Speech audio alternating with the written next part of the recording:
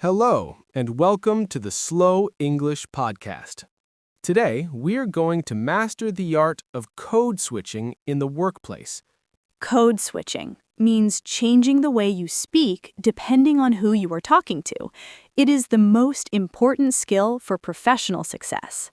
We will look at 5 specific scenes today. Let's start with Scene 1, the morning huddle.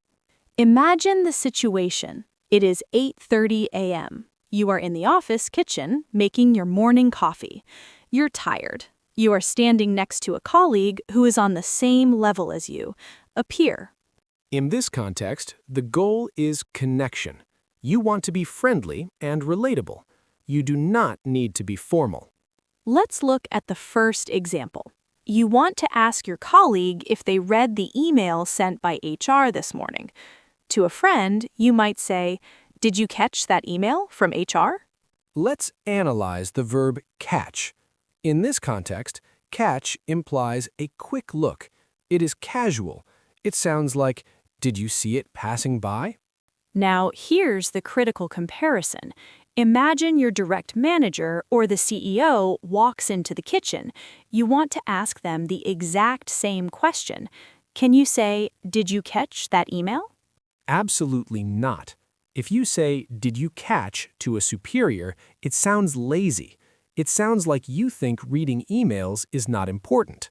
To a superior, you must switch the verb. You should say, "Have you had a chance to review the email from HR?" Notice the change. "Did you catch?" becomes, "Have you had a chance to review?" This is polite. It respects their time. It implies that they are busy people. Let's go back to your colleague. You are chatting about your workload. You have too much work to do today. You want to complain a little bit. To a peer, you would say, "I am swamped today." Swamped. S-W-A-M-P-E-B. A swamp is a wet, muddy area where you get stuck. When you say, "I am swamped," you are using an idiom. It means, "I'm sinking in work." It is a very common way to bond with colleagues. It says, "We are in this struggle together." But now, the contrast. Your boss asks you, "How is your day looking?" Never answer with, "I'm swamped." Why? Because to a boss, "I'm swamped" sounds like a complaint. It sounds like you are drowning and cannot manage your time. It sounds like panic. Instead, you want to sound professional and in control. You should say, "My schedule is at full capacity today." Or, "It is a busy day, but I am managing." See the difference? Swamped is emotional. Full capacity is factual and professional. Finally, let's look at collaboration. You want to ask your colleague to help you think of ideas for a project. To a peer, you say, "Can we bounce some ideas off each other later?" Bounce ideas. Imagine hitting a tennis ball back and forth. It implies equal contribution. I talk, you talk. It's fun and low pressure. However, if you need advice from your supervisor, do not ask to bounce ideas. That sounds like you want to play. To a superior, you are asking for their wisdom, not just a chat. So you should change the phrase to, "I would value your perspective on this." Perspective is a power word. It shows you respect their experience. So, to summarize Scene 1, with peers, we catch emails, we get swamped, and we bounce ideas. But with superiors, we review emails, we have full schedules, and we ask for perspective. Same meaning, different status. That's the secret of the morning huddle. We are moving on to Scene 2. It is 10 a.m. The coffee is finished. You are now in a meeting room with your team. In Scene 1, you were a friend, but now you are the leader. You are speaking to your subordinates or junior staff. The context here is directing action. You need to tell people what to do. Many people struggle here. If you are too soft, the work doesn't get done. If you are too aggressive, your team will hate you. You need to find the balance between polite and firm. Let's look at the first challenge, assigning a task. You need someone to create PowerPoint slides for the big meeting. A bad boss might say, "Make the slides." This is an imperative. It is too direct. It sounds like a military order. A weak boss might say, "Can you maybe try to make the slides if you have time?" This is too weak. It sounds like a suggestion, not an assignment. The perfect phrase for a leader is, "I need you to handle the slides." Let's analyze "I need you to handle." This is a very powerful structure. By using the word need instead of want, you are making it a business requirement, not a personal desire. And the word handle is excellent. It implies trust. You are not just saying, "Do this task," you are saying, "Take responsibility for this area." It empowers the employee. Now, let's do the contrast. Imagine you need your boss to sign a document. Can you say, "I need you to handle this signature"? No, you cannot give your boss an assignment. That would be insubordinate.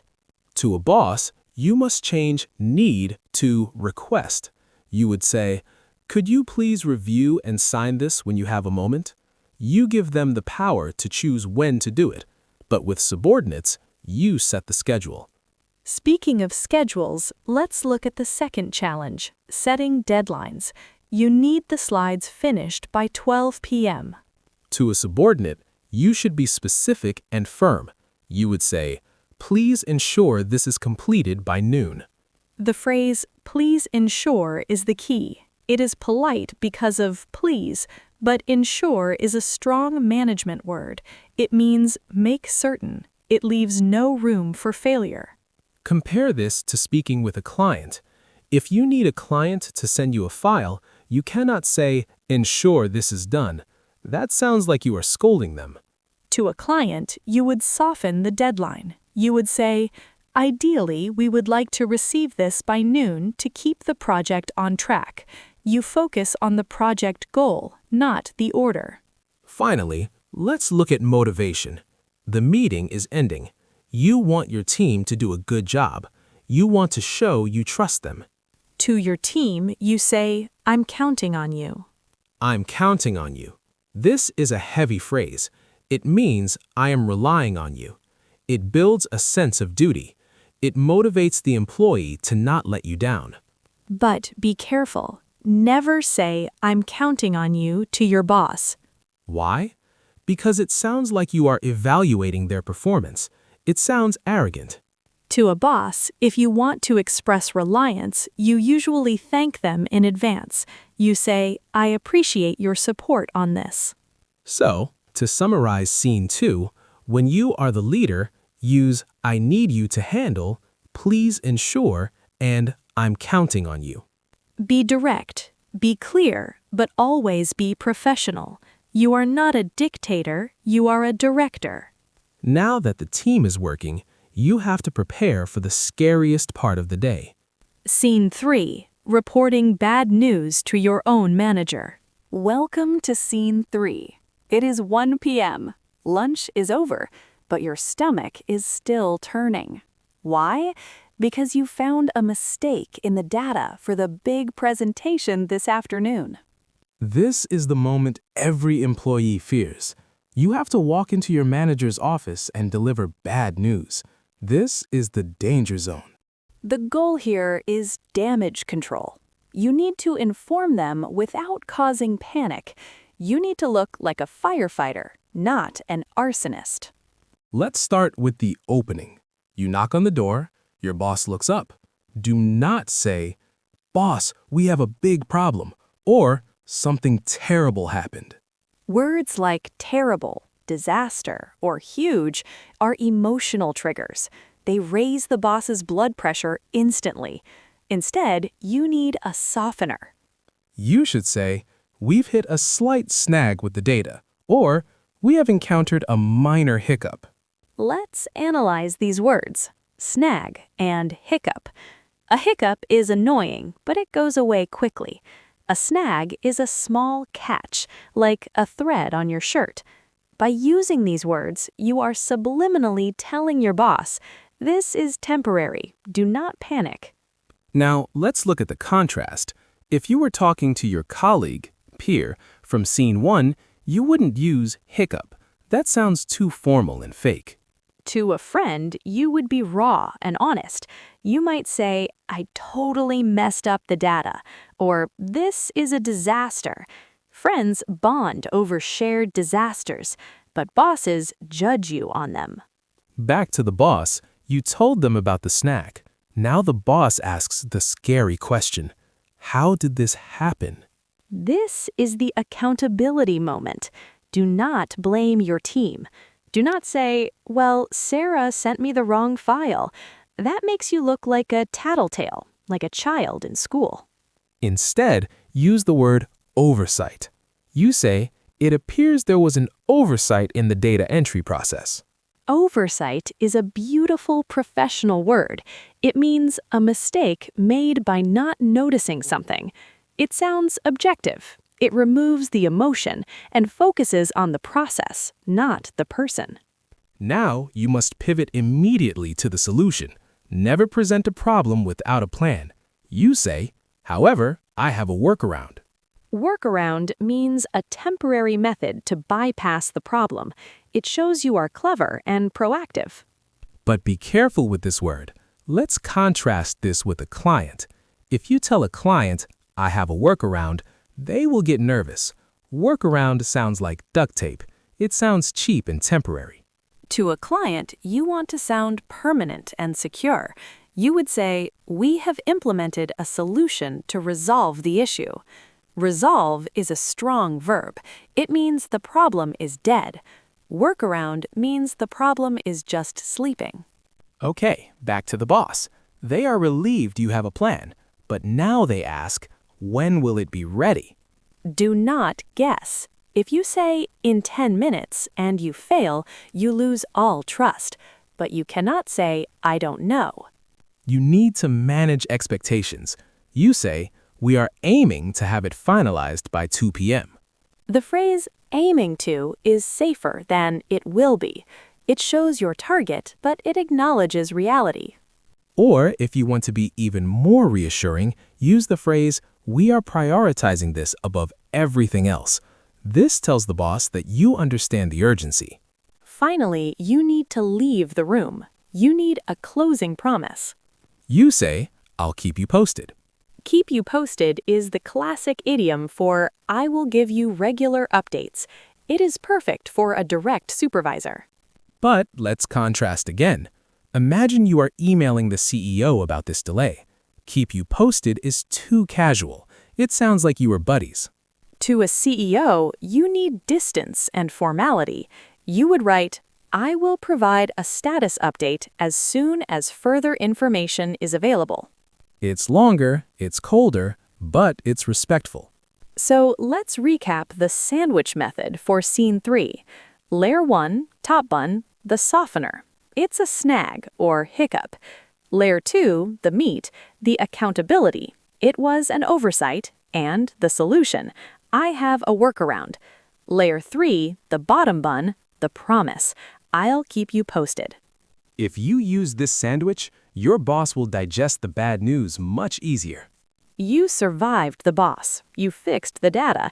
But suddenly, the phone rings. It's an unknown number. It's a customer, and they sound confused. Join us for scene 4, where we learn the language of service. We have arrived at scene 4. It is 2:30 p.m. You are back at your desk. The office is busy. The phone rings. It is an external line. You don't know who it is. It could be anyone, but usually it is a general customer, someone calling to ask about a product, check an order, or complain. In the previous scenes, we talked to people we knew, peers, bosses. But here, you are speaking to a stranger. The goal is professional warmth.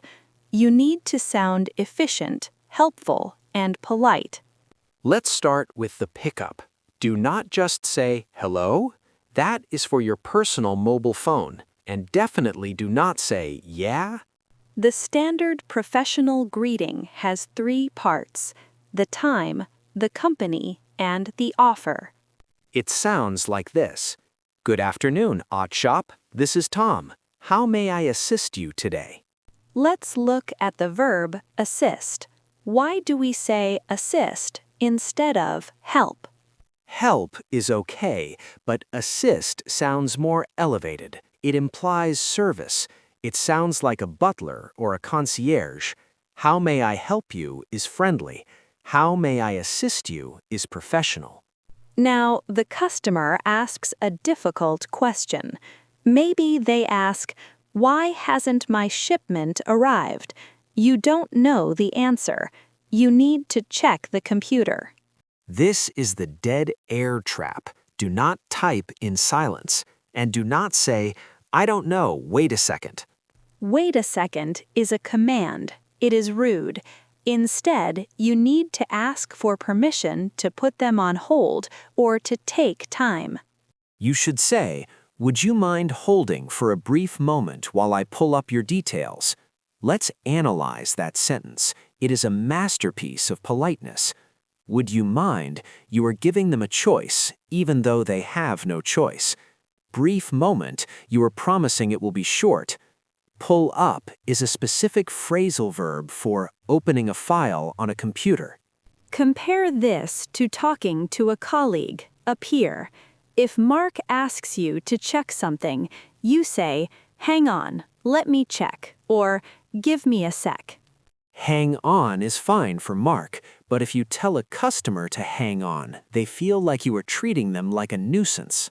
Okay, you found the information, but you are not the right person to solve the problem. You need to transfer them to the shipping department. This is the handoff.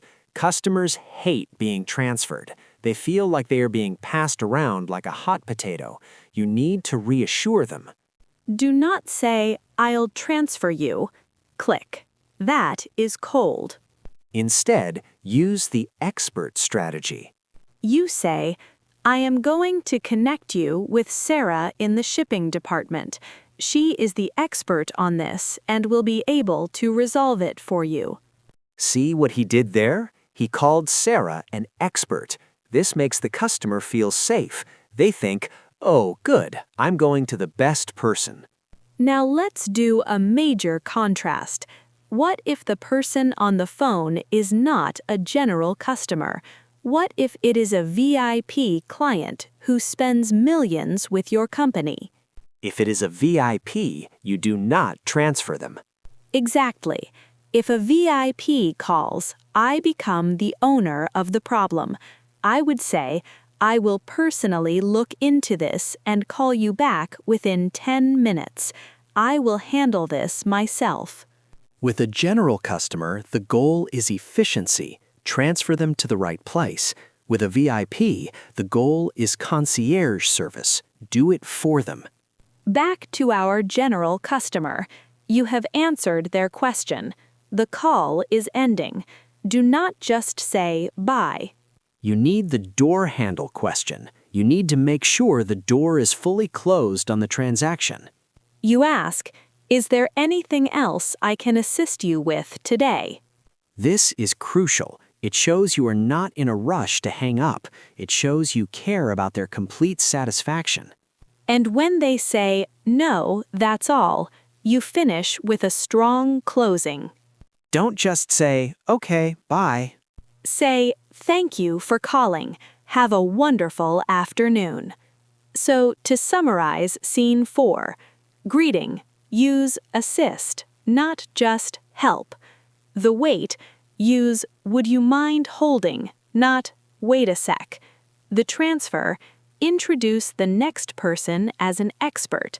The closing, ask, "Is there anything else?"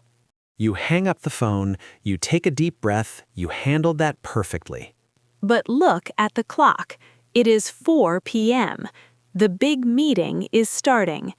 The CEO is waiting. The VIP client is waiting. It is time for the final showdown. Join us for Scene 5, the big pitch. We have arrived at the finale, Scene 5. It is 4 p.m.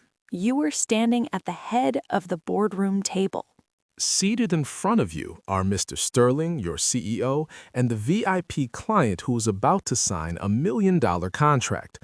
The air conditioning is cold. The pressure is hot. In this context, you are no longer just a manager or a colleague. You are an ambassador. Your language must be polished, precise, and diplomatic. Let's start with the opening. You cannot walk in and say, "Hey everyone, let's get started." That is for your team huddle. For a VIP audience, you need to establish formality and gratitude immediately. You should say, "Good afternoon. It is an honor to have the opportunity to present our findings to you today." Look at the vocabulary: honor, opportunity, findings. These words elevate the room. You are signaling that this is a serious occasion. Now you start your presentation. You are explaining your strategy.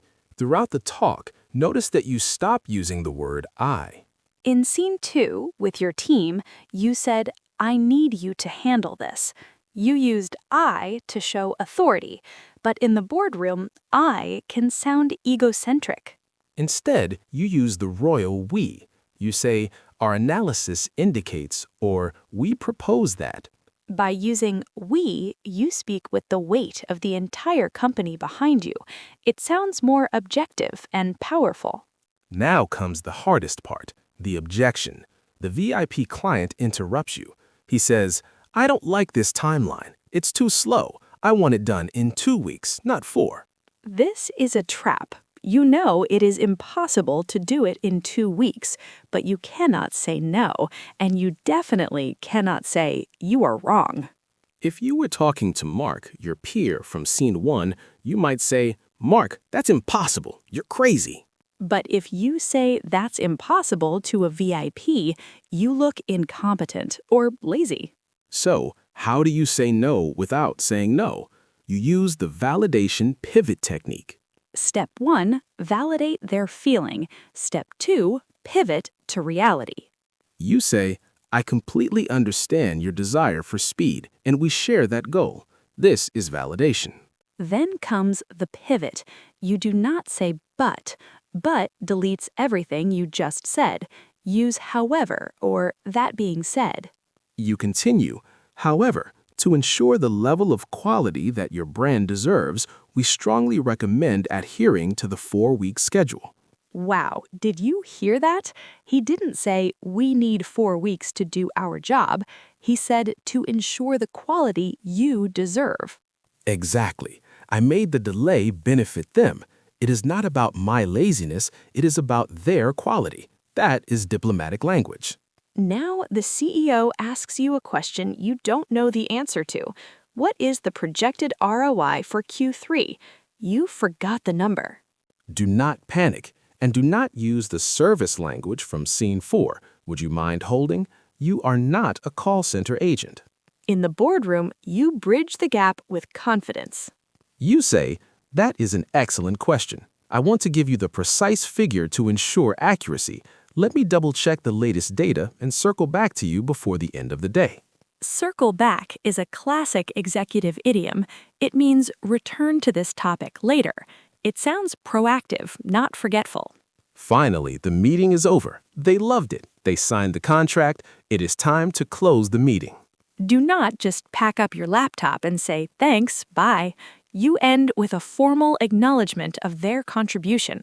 You say, "Thank you for your valuable feedback and your partnership. We are excited to move forward." Partnership is the key word. It puts you on the same level as them. You are not their servant, you are their partner.